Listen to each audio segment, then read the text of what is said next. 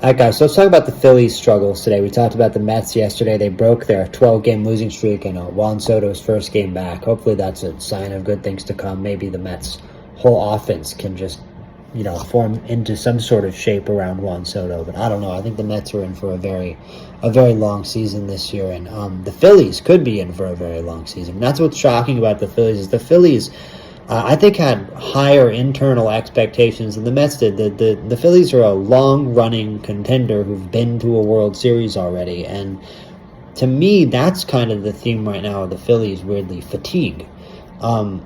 I'm sensing a team that's been through a lot of battles, a lot of wars together, and didn't really get the kind of reinforcement that they needed this offseason in Adolis Garcia. And, they lost a bit of the spirit of the team with Nick Castellanos, but not everything. This team isn't leaderless in the way that the Mets are. They're not... they don't feel as mercenary as the Mets do. I mean, they're all getting paid a lot. It's a very high payroll team. But, it's a group that certainly has a lot of togetherness and has been together for a long time and that desperately wants to win a championship. And I think that the year after year relentless pursuit of that championship, in a league against the Dodgers where you just constantly are going to come up short, I think it's fatigue. I think it's mental fatigue partially on this team. And I think that shines through in the offensive approach, which is the main thing that I wanted to focus on today. Because, the Phillies are a team that's built around power hitting, and I'd say they're still built around power hitting. I think that Adolis Garcia was a little bit of a miscalculation. I mean, he is sort of I definitely get it. You could see him as an improvement on Nick Castellanos, right, as a righty power bat. Although, I don't know, it could be heads and tails production-wise, but Adolis Garcia chases out of the zone, right, badly. And you're already seeing that sort of affect the lineup because there's so many guys in this lineup that chase. And yeah, you've got Harper there and Schwarber there to take a disciplined at-bat, but that's the problem. Both Schwarber and Harper are prone, especially when the team is down, and we'll talk about the pitching in a minute, and they've been playing from behind a lot. When the team is down, those guys tend to swing for the fences, and they tend to swing and miss. And Adolis Garcia tends to swing for the fences and swing and miss, and he tends to chase. And that's also something that Trea Turner does at the top of the order. So, the bottom of the order, that's a problem that everybody has. Brandon Marsh has a 3.8% walk rate and a 21.3% strikeout rate. The walk rates of the rest of the bottom of the order: Stott 5.8, Bohm 6.5, Crawford 9.6, Rafael Marchand 36 plate appearances, has not drawn a walk. So for whatever reason, this team is getting into holes, they're getting behind, and then not trying to dig out by getting walks and getting on base. They're trying to dig out by slugging their way out, and it isn't working. And so in that way, it's kind of the opposite of the situation that the Mets are in. The Mets are trying to contact hit in a big, expansive pitcher's park, and it's not working for them for obvious reasons. You sort of are asking for bad luck, like I said in my previous video. But I think the Phillies are running into a little bit more of an extreme version of what the Yankees tend to do sometimes, what the Yankees have done in years previous, where you're playing in a bit of a band shell, definitely an offensive park where it's easy to hit home runs, and you just get caught up in that. That becomes your default. Your default is always, well, I can sneak one over that fence. That left field in Citizens Bank Park really looms over you when you stand there at the plate. As a righty hitter, you've got to feel like you kind of always have a chance. If you're Bryce Harper and Kyle Schwarber, it's your job to hit the ball that other direction into right field, right? So you kind of see how when this team gets behind, the wheels start to spin, and the discipline just kind of leaves them. And I think that they really just need to, if it's about personnel changes, if it's about a coaching change, or if it's just about a day-to-day change to the hitting approach to every player. They've got a guy in Dylan Moore on the bench who I know has a good eye and doesn't chase much. The problem is, for some guys, I don't really know if there's any saving it. But the thing is, I think it's the homegrown Phillies guys, and it's sort of similar to the Mets, where I think they are a little too attached to their homegrown guys, although I like Bryson Stott and Alec Bohm as players a little more than I like Vientos and Beatty on the Mets. I still think they could use a change there, because the fact of the matter is that the problem is chasing. That's a fault in both of those guys' games that has never really been addressed. Alec Bohm can do a better job this year. He does have a bit of a disciplined strike zone sometimes, but he chases. He does. He's a contact hitter. He chases. Most contact hitters just chase inherently on two strikes, right? I feel like Alec Bohm, a lot of his strikeouts are him chasing outside of the zone. It's an inherent fault in his game. It's an inherent fault in Trea Turner's game. Bryce Harper has this big loopy swing. Kyle Schwarber has this big loopy swing. They're gonna swing and miss. Now, of course, they're the Phillies. It's Pennsylvania. The weather's colder than the average MLB stadium, and it's April. I'm sure in summer the ball will start flying. That doesn't mean that this is acceptable. That doesn't mean that this walk rate is acceptable. That doesn't mean that, the Phillies still have not patched up a bullpen that has been an issue for I don't even know how long. It's been a long time, but the Phillies have at least struggled somewhat in the bullpen.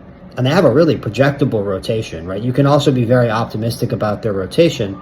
But, they just cut Taijuan Walker today. They're clearly not messing around. I mean, Taijuan Walker might have to retire. He's having issues apparently with his back leg. They were talking on the Phillies postgame show yesterday about how he can't really get... I wish that there wasn't this siren.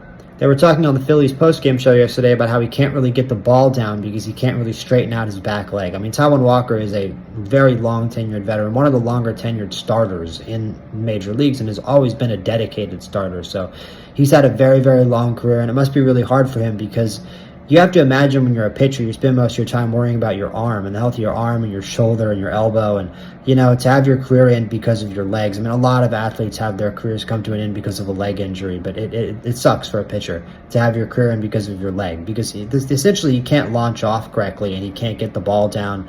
And it's been causing him to lose velocity, but now he really can't get the ball down in the zone, and he's just been giving up bombs. And they decided to cut him, and he's due the rest of his contract. But, they're going to...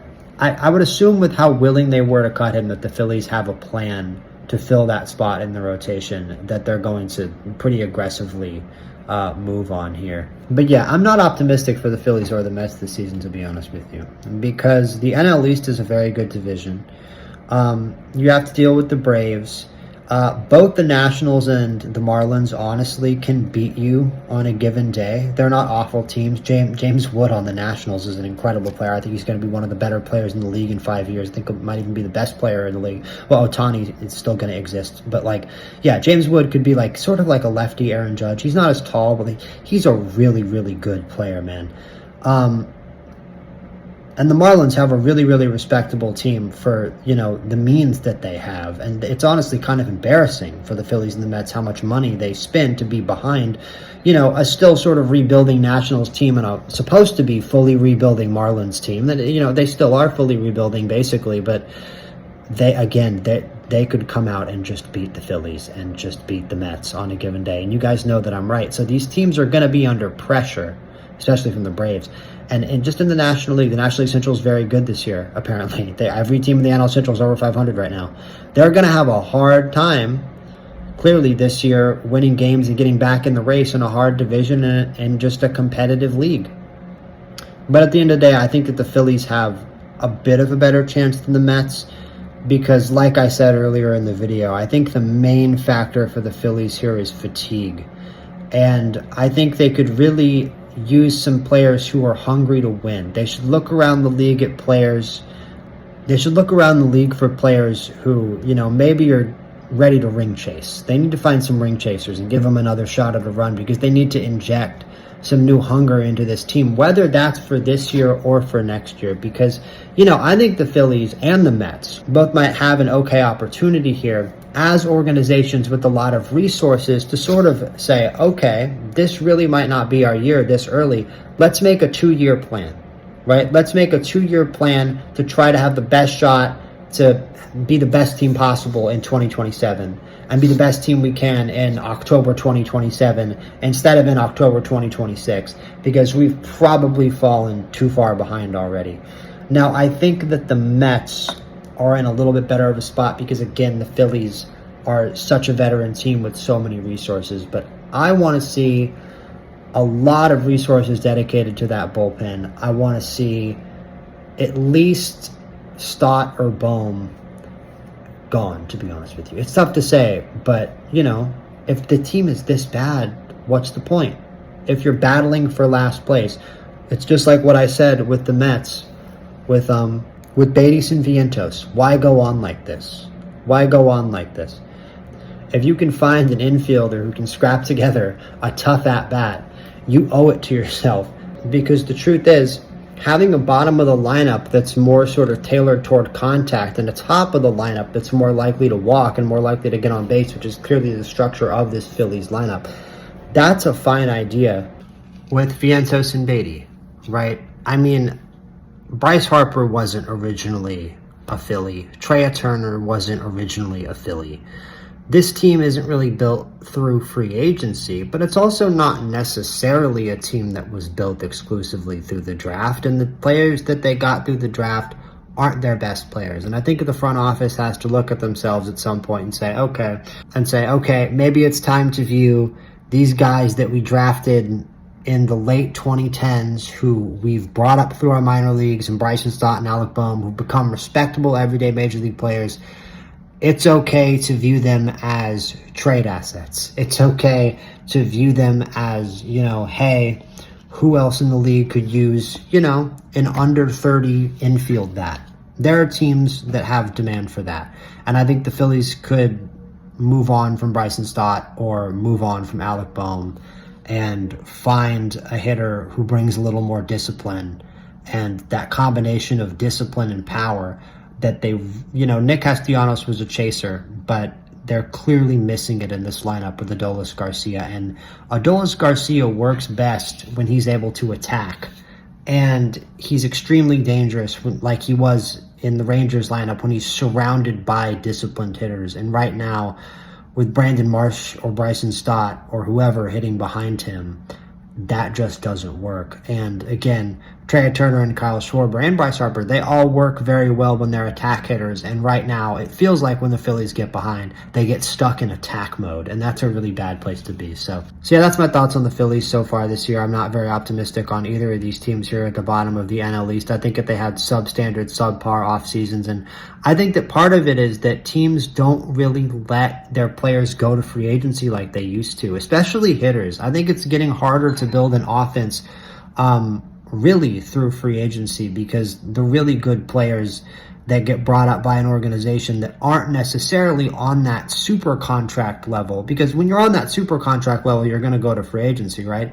But if you're not on that super contract level, I think a lot of teams are willing to say, okay, we'll give that guy a $200 million extension, a $300 million extension. Whereas, 10 years ago, that's an insane amount of money for a sports contract. 10 years ago, that's a big free agent deal 10 years ago. Well, now teams are a lot more comfortable saying, okay, we'll give you that $200-300 million extension just for sort of good high level production, right? Good high level reliable production at the major league level. 30 home runs, 100 RBI, something like that is now a $250 million deal. So players at that level don't go to free agency as much anymore. And a big part of the talent pool for teams that are sitting around and waiting for, example, a free agent, middle of the order bat, they don't get what they're looking for, right? It's just not there, or there's just not that many hitters to choose from. I think as was the case last offseason. And of course, there's the upcoming CBA, the upcoming possibility of a strike next year,